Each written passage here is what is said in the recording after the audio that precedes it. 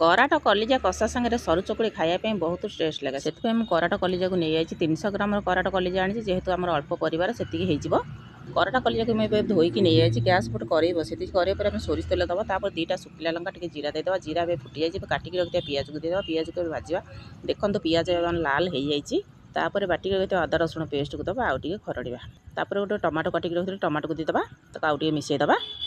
एबे सब गुंड मसला देदेवा हल्दी गुंड जीरा गुंड धनिया गुंड मीट मसला चिकेन मसला तो आउ कषा ए आवश्यक लुण पकईदेवा ताकू मिसेदेवा आउ कषा देखूँ मसला तेल अलग हो जाए धोईकी रखिए कराट कलिजा को आम पकईदेवा भल भाव में मिसेदेवा 2 मिनिट हाई फ्लेम खरड़ा ए गैस को मीडियम फ्लेम करके घोड़ेदेवा मझे मझे खरड़ुवा ए 10 ରୁ 15 मिनट हो जाए देखो कराट कलिजा कषार फाइनाल लुक आसी जाइए केते कलरफुल होती लास्ट टे गरम मसला पकई तौक ओह्लैदेवा गैस पर आउ गोटे तावा बसईदेवा चकुड़ी बनवाई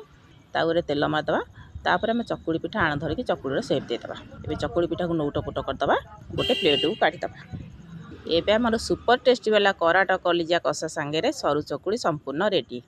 नेक्स्ट ब्लॉग देखिए चैनल को सब्सक्राइब करदे रही जय श्री जगन्नाथ।